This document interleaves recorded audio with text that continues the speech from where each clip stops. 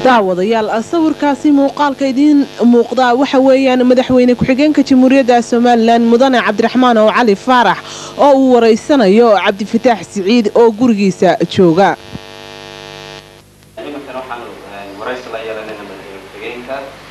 Jamhuuriyadda Soomaaliland Cabdiraxmaan oo Cali mudane waxaan su'aasheeda u horeysan doonayaa inaan ku weydiiyo oo ah muddada xilka u haysay ummadda Soomaaliland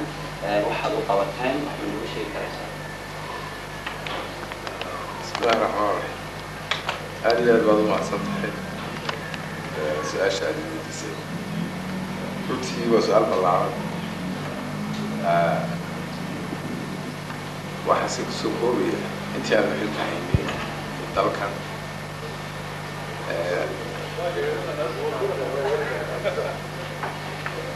waxaan u qabanay wax yar sababtoo ah sadowtii dalkii ugu dumay dagaal la sokeeye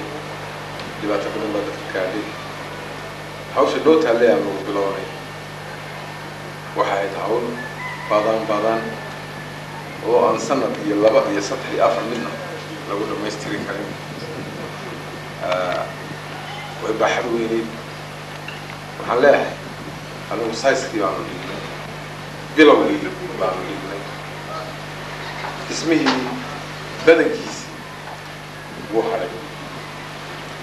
waxayna ka rajeynay in sayska ah si aanu inaga dumin mar labaad ee halkii laga sii wado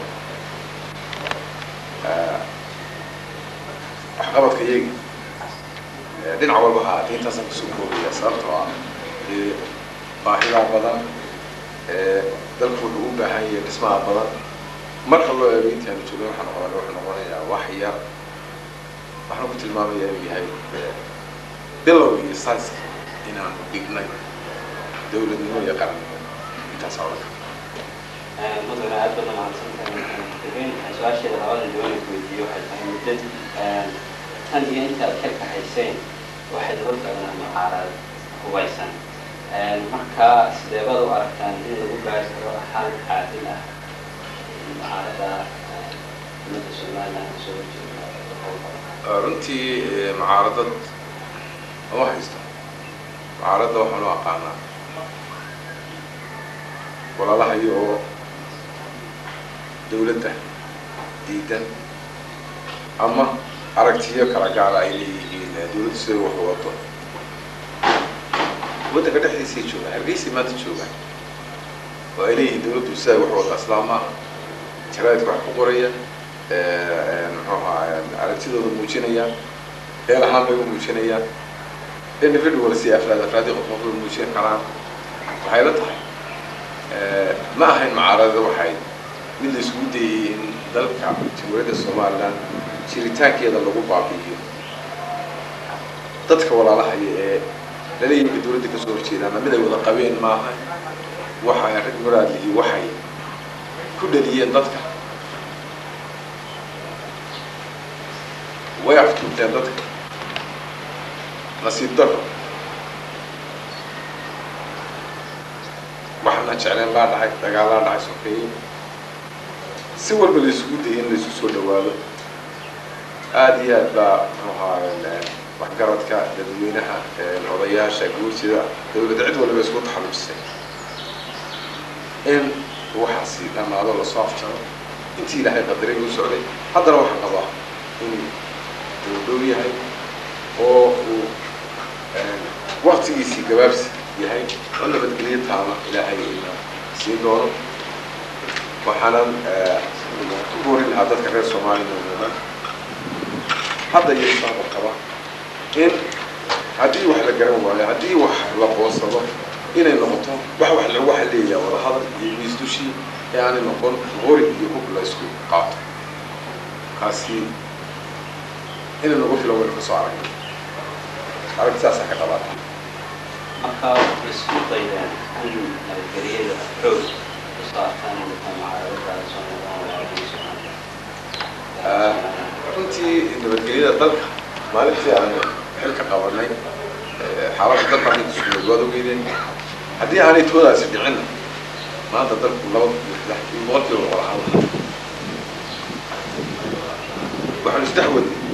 taa oo mar aan loo baahnayn kadis nagu noqotay oo aan qabayn gacmo shisheeyey oo badan ay ku jireen waayo wax ummaddu isku disho oo lagu dagaalamo oo dad la iskaga laayo oo hub la isugu soo gurto dowladdii beelaha kama dhaxayn way dhacday laba shaqaa soo baxday taa sidii loo caabiyi lahaa iyo nabadgelyadii guud ee dalka sidii iyadana loo wadi lahaa waad arkaysaa maalintii goorma laga yimid iyo maanta gaariga ka soo baxa loo yacdo inuu ilaa laascaanood ilaa Cergaabo nabadgelyo ku soconayo waddooyinkii la joogay ciidamadii dhalinyarada ahaa ee meel walba tugnaa taangiyadii waddo walba yaalay hawsha kuma ekayn nabadgelyadu halkaa keliya nabadgelyadii dalka guud ahaan iyo iyadana xilkeedu la saaraa waxay noqotay gacanna inaan walaalahayo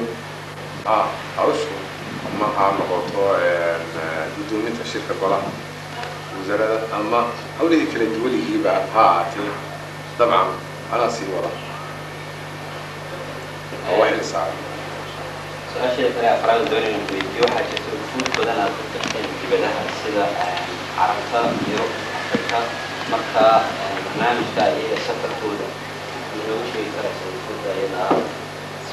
runtii ufuud waxaa ahayd inay mar hore baxaan dhaqaalaha iyo waqtiga iyo maxaa runtii nala samaxi lahaa waxaan moodaa inaanu ka gaabinay arrimihii dibadda oo ahayd mar hore inaanu iibino madax bannaanida aynu muxuu ahaa ictiraafka iyo qarannimada aynu dhismaheeda ku jirno inaynu caalamka ka dhaadhicin waxay mar hore inuu tallaabo caynkaas oo ballaala qaadno isnaba too late hadday suuro gashay intaas waxay ku maqan yihiin oo ay dalka usoo marayaan inay ka dhaadhiciyaan dalkan Somaliland wuxuu yahay taariikhdiisii Soomaaliya dalkii la oran jiray dhibaatadii dhacday sababta keentay inaan dib ula noqono dowladnimadayadii halka ay ka soo bilaabantay sida ay u dhacday isku tegayay markii hore ay ku timi waxyaabihii himilooyinkii waqtigaa jiray duruufihii jiray xaaladda maanta taagan waxaanu ka qabno Soomaaliya guud ahaan sidii loo xalliyi karo oo loo caalamka kale iyo Afrika laga soo dhaadhiciyo iyo sidaan u aragno in dalka iyagani uu ku noqonayo dal jiritaankiisa la ictiraafo yay ugu hambabaxeen inay dalka ka soo dhaadhiciyaan والمنصوصة مدني سؤال على جوني نقولي وحويا ما دام وقت جاي العلماء هاي فالكل كله بتشرب وحاول أريد أن أخلق شيء مستقبل أما دياره تهينا كيف تسيها سان تدير وضبط waxay tahay dadan after bilowda hadday la qabanqaabinayo shirbeeleed dowladii tasdiiq baan u soo shaqeynaa ilaa ay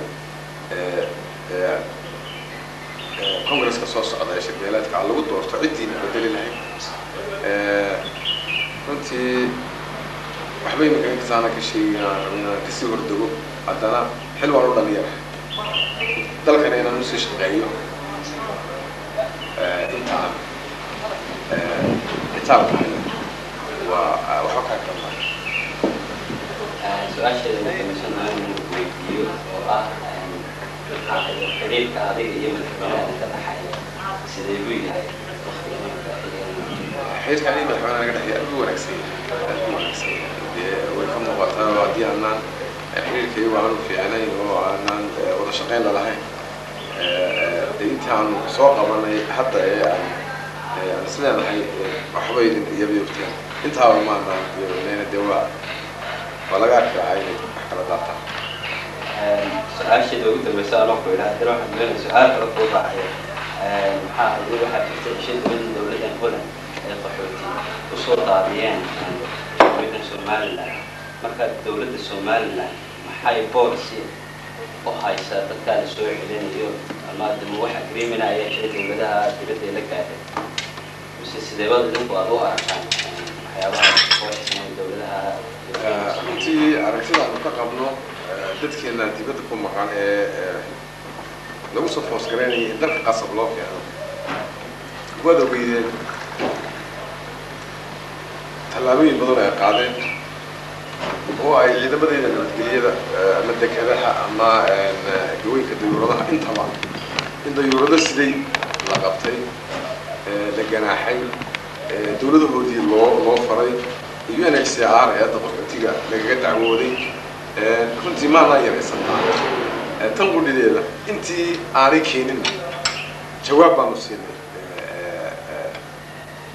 dowladda Holland iyo dowladaha kaleba aanu qornay oo aan UNHCR-na iyadana nuqulkeedii siinay oo aan ugu tilmaamay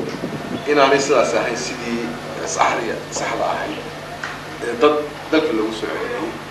aragtideeda waanu sheegnay aan protestna waa u dirnay horena waanu u dirnay iminkana waanu u dirnay waxaanu qabnaa inay soo maraan ama ay raacaan regulationska shuruucda u dhigan dad la soo celiyay aad baan arrintaa u xumaan tallaabada waa ka qaadan mana ogol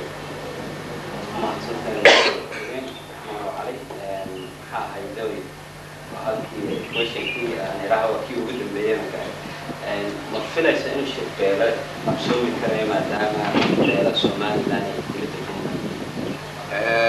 ilaahay wax ka rajeynaya inaan qalan waqtiga shirbeeleedkaas u dhacayo oo wax ku rajeynaya intaa ka horeysa in nabad buuxda la heli doono taasaan ilaahay ka rajeynaya oo jecelahay haddii ay taasi iman weydo rabbi iyo rag uu joogaa sidii kale wax loo maareynayo guurtii xilku saarnaa iyo mas'uuliyadii qaranku intuu way joogtaa iyo ummadii wax garadkeed dee talo baa la gaadhi sidii ilaahay ka dhigo mudane madaxweyne aad baad u mahadsantahay bulshada maanta aan kula yeelanay July 7-keedii 1990